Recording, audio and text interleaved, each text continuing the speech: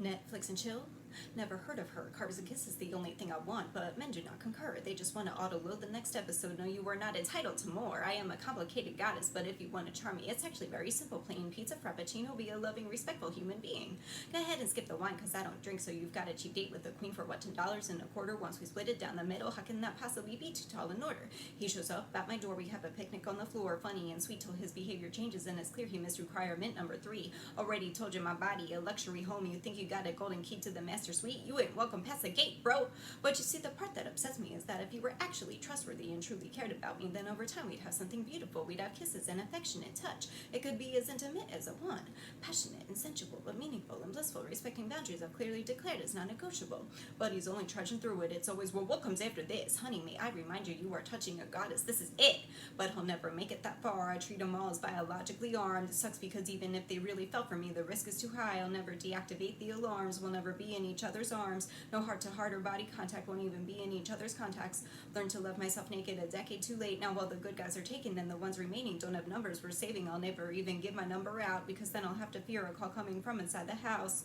I'm afraid every time I step out of it, knowing a man might cross my path. I walk swiftly to my car, immediately lock the doors. How can I not be afraid when every single thing puts me in danger just for being a female?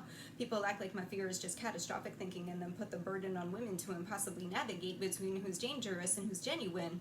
I'd love to be able to tell the difference, but I'm too afraid to take the risk. Something's gotta shift.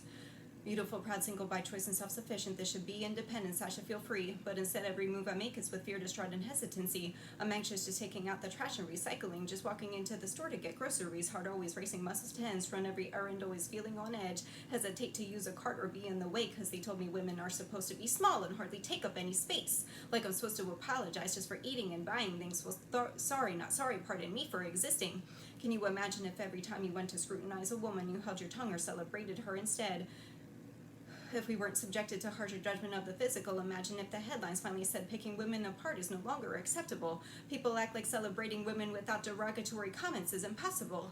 Men just go about their day, but we're treated as if we're always on display. What's it like to not have your body held to impossible standards, to not have people point out every single thing about your shape and appearance and make you feel not good enough and self-conscious? Because that's how you've been treating women, like shit, as if it's okay to persist. Well, it's time for that shit to cease and desist.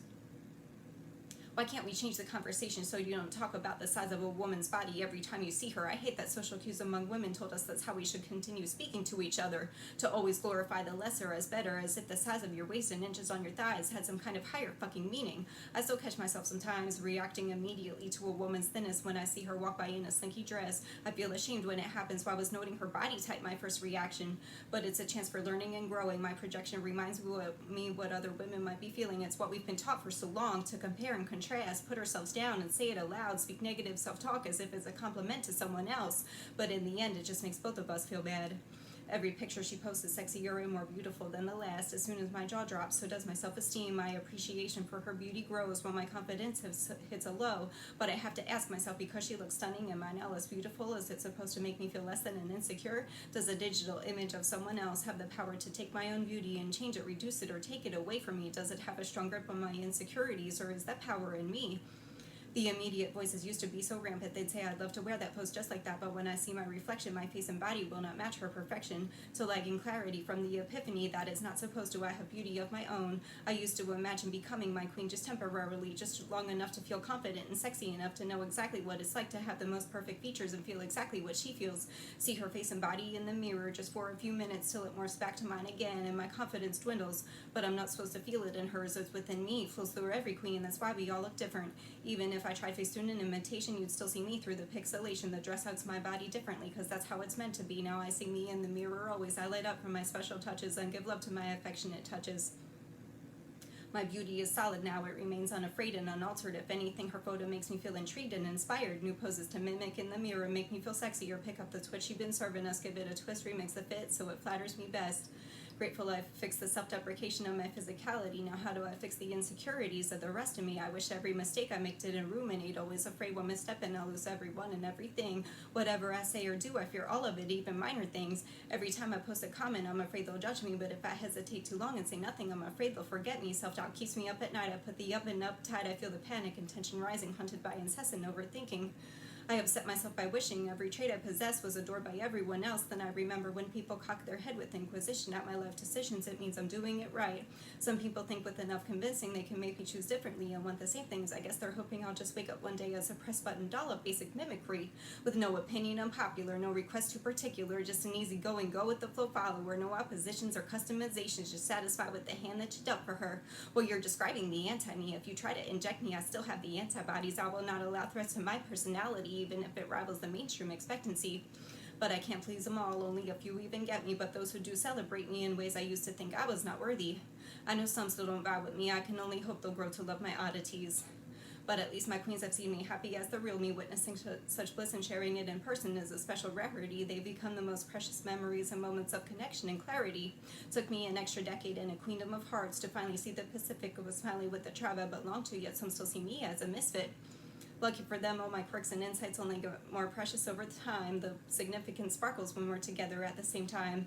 I may have touched down on Earth sooner, but it took me longer to get here. Cherish our days together, and I light up so much brighter because my soul is still youthful, even though it's traveled fractions of a light year. No matter what anyone thinks of me, we're connected by our loving queen. I don't want that spark to... No matter what anyone thinks of me, we're connected by our loving queen. Only place I share true freedom, I share magic with my queen and queendom. I don't want that spark to ever leave. She brought a shared vibration to all our wavelengths, even though we're all unique in our path. Love holds a strong grip on my emotions and decisions, but now I don't hold as much back. I say I love you even if I know I won't get one back.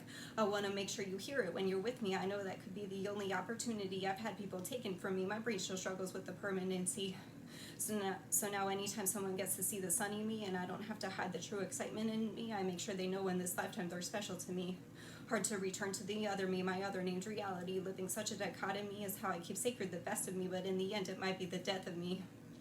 I know my identity, grateful to those who get it. What's fucked up is men who think they have a say in it. Bitch, I am my own entity. I alone am the sanctity. I am not here for you. Why aren't we teaching that universally? Why were there no classes in the curriculum to empower me? The only math I did well in was geometry. How about a course for self-love so I could shape the way I viewed myself positively? How about a course for respect and body acceptance to celebrate my unique traits and those of every female around me instead of subtracting from our worth if our goddamn bras are showing or absent? Decades later, hateful male oppressors still trying to control the bodies of women. You wonder why I am seething. Your opinion shouldn't even be a part of the equation. You don't like it when I make a lot of points, do you? Because you're all close-minded squares. I am a dodecahedron. You try to send us back to the dark ages and dull our spark. We will rise up torches blazing, bitch. We glow in the dark. So I fight them off one asshole at a time. Know how to lead with my superpowers and sass. When they still come up to me, hey mama, what's your name? Wanna smash? What you do for a living? Cause I'd like to get all up in that business. Oh my god, what a dream. I'm actually so turned on that you want to talk business. You know, the fact that we met is such a coincidence. You're the product of patriarchy and I am here to sunset you, bitch. I shoot lasers from my hips, make you regret that such words of disrespect ever left your lips. You fall to the ground with a crash, baffled that I will not be the can to your trash. Oh, you wonder why catcalls and unwelcomed approaches will no longer be had? Bitch, I am not on display for you. There ain't no glass to tap. You still want to know my name? Here's my card. Last name ass, first name bad. You think because you have a dick, women should grovel when I demand respect and said you were puzzled. I shouldn't have to spell it out for you, but looky here. How about we have ourselves a game of Scrabble? You're already looking like a dick trying to create a Gen D, trying to dominate women, but you can't spell agenda because you don't get A's for failing to be a decent human being. So I'm going to take the letters, add L-E, and spell legend. And off of that, I'm going to spell woman. That's right, women are legends. So if you are paying attention, oh, what's that? You thought you could just grab the letters out the bag so you could spell pussy, bitch. It seems you've misread the ownership tag. This pussy mine, always been, always will be. I see you try to spell superior, but it just won't seem to come together. So I'm going to take the U and I because you don't get to make decisions for the both of us. Take the S because I'm the only one who holds a lifetime seat to having control of my body. Take the O because, oh really, you think women should be treated as lesser. You've been stuck in the 1800s, even though we've been trailblazing since the days of Oregon Trail. Now the fact that you have to treat us with equal respect scares you so much that you're shitting yourself. Well, game over, bitch. It looks like you died of dysentery. I'm going to take both R's because are you serious? You think you are justified in this? You got blood on your hands from the sick men you enabled. On top of that, you still want to control what we wear, where we go, even the expressions on our face. Saying, oh, you were just being nice and hospitable. Bitch, you need a suspension. You don't seem to understand the principle. And if you try to make one last attempt to spell smile, I'ma flip this whole table, make you eat your words. You fall to the ground, ready to grovel. Then you accuse me of putting a spell on you. Hot, you were already evil. Take a look in the mirror. You've just been in denial. Now we are calling you out. So whether you call me Eve or the evil queen, it's your misogynistic letters that were poisoned. How you fucking like them, apples? People may say this blasphemy. They say, how dare I speak so unboldedly? Well, if this ain't how I'm supposed to be, then why God made me so feisty? See, I run my own monopoly. I hit my jackpot whenever I please. A top hat with 2 hotels on boardwalk, and the banker is me. See, it's a one-player game in this honeymoon suite. Walls are the only ones hearing me squeal with delight. Stacks at my fingertips, the only things I grind on top of at night. No need to tame my Uno cards, because every one of them wild. But if you'd like a chance to accompany me... But if you'd like a chance to accompany me and you actually love me, don't think you understand how long you gotta wait to touch me. But if you play your chips right and sit tight, no flat, adore me fast, but love me slow like a playback. The moment you see me, it'll be like the heavens have opened, saying, oh, bitch, you got a snag, hey! But you're gonna fuck it up again, aren't you? Start calling me shitty names and losing your gratitude. If you're not calling me queen, goddess, or beautiful, don't bother calling me. Don't care what other women you've been with have told you. You will not use derogatory terms on me, not out, not at home, nor in bed. I won't lower my standards to stroke your ego or make myself feel bad. You lost a goddess, but you know I'm still the best touch you ever had. Still, I've wondered, why am I so different? Why am I the only one who has no desire for something aggressive and meaningless? Thought I'll try another therapist, asked for a recommendation for a specialist. Was always skeptical of them all, but this bitch was straight up unethical. A week before the appointment, the so-called professional sending me a form saying I have to agree to be filmed and recorded. The fuck kind of Pornhub you run and you say, oh, that must be a mistake, but just sign it now and then you can opt out. No, bitch, you sketchy as fuck. How many other people you trying to lure in and take advantage of? Your practices whack, your ethics loose as a goose, and when confronted you duck like a quack. So I shrink back to a shrink more basic, but I will never return. The sessions are too intense and none of them have my best interest. They just follow a formula. I've never been one to fit any prototype, and this ain't no different, huh? I will stay true to my own decisions. Any trait that they see as different, they treat it as broken, then and that it's something to fix. That's not what I'm here for. My spirit is whole and unbroken. No thanks to you, but your sweet reaction showed me that I must advocate for myself and my intuition, because my uniqueness is valuable. I speak up when you try to treat my solid boundaries as malleable. This is the foundation of my soul. If you cannot accept me, or that I'll never seek a shag or a groom, and you're still waiting for me to want something followed, something screwed, then you're just as judgmental as the others. I'm bidding you an immediate adieu. Self-love is the only brand I will market. No registries for me, no ex-boyfriends or ex-lovers. Only aisles you'll ever see me walking or Target. They don't like women with other ideals, confidence, and self-trust. They say, why aren't you dating if you don't want a husband and babies? I mean, what even are you? I'm an emblem of women, creative and thorough, a warrior and a Virgo. I pay attention to details, so let me bring some details to your attention. I love every precious space in my body, do what I want with my own body, love my anatomy and autonomy. I own the rights, you can't alter me. Instead, you should be kneeling before me. Every speck of my body watermarked goddess, but I will never be modest. I ain't married with children, but still took my hand in my waistband like El Bundy. Every decision based on the truth in me. I keep my bed half empty because I know that's what's best for me. I keep my bed half empty because I know that's what's best for me. Domination and invasion of privacy has not once appealed to me. In fact, it has the opposite appeals for me. Men think they deserve gross entitlement. Their physical acts carry a twisted vision of ownership. Bitch, I want you to listen closely when I say this. You ain't entitled to shit. How are we on such different wavelengths? They try to crush intricate flying creatures, stunning bright colors and polka dots. Did you not see that I am the monarch? This crown permanent as my birthmarks.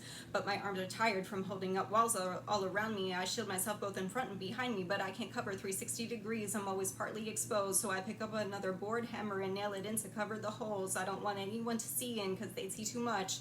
I come home, watch YouTube, and laugh till I cry. Only any digital presence to make me feel alive. Then I sit in the silence that follows, and I'm reminded there's no one to hear my laughter. The seat next to me is hollow. No affectionate touch to welcome me home. Tears saturate my pillowcase till I have to turn it over. I imagine my tears running down his chest instead, and he only pulls me closer. Nightly back massages, slow kisses, and shoulder rubs. Having someone who'll hold me even when I fuck up. But the only things touching me every night and every morning and night are the bathroom scale and my phone, both telling me I need numbers for validation, but I am my own number one. I'm sad but empowered from the way I'm wired, electric, anxious from always being alert and powered on. I want someone to love me and mean it when they touch me, no frauds and no liars, but I know even if I got a good guy, he'd have to inquire, baby, how can you expect me to affectionately touch a live wire? Because I'm too temperamental. When they get close, they throw up their hands, walk out the door. I could cry and long for someone else, or write a new lyric for every set of blinds I look out of, open windows to every new evolving thought. See, there's a beat to my monologue. They go all wily coyote blast dynamite just to set me off, trying to cage all the speed that I got me, bitch. All you will see is my dust. And though the dust may settle, you know this meticulous queen never will. Funny how years ago when I felt ugly and unworthy, I didn't think I deserved anyone. Now I am a goddess, knowing no man is good enough. So I'm in the same solo position, but with a new perspective. I used to be sitting on the side of the road for years, waiting for the fog to clear. Now I'm standing in the middle and it's wide open, but I see no one for miles in either direction.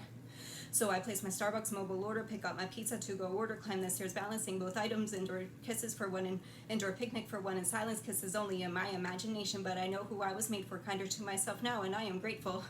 My journey's never stopping and my mind never stops writing. They say when I talk it's not enough, that's because they don't listen long enough. They say when I write too much, that's because I've got a sharp pen, a sharp tongue, but an affectionate touch.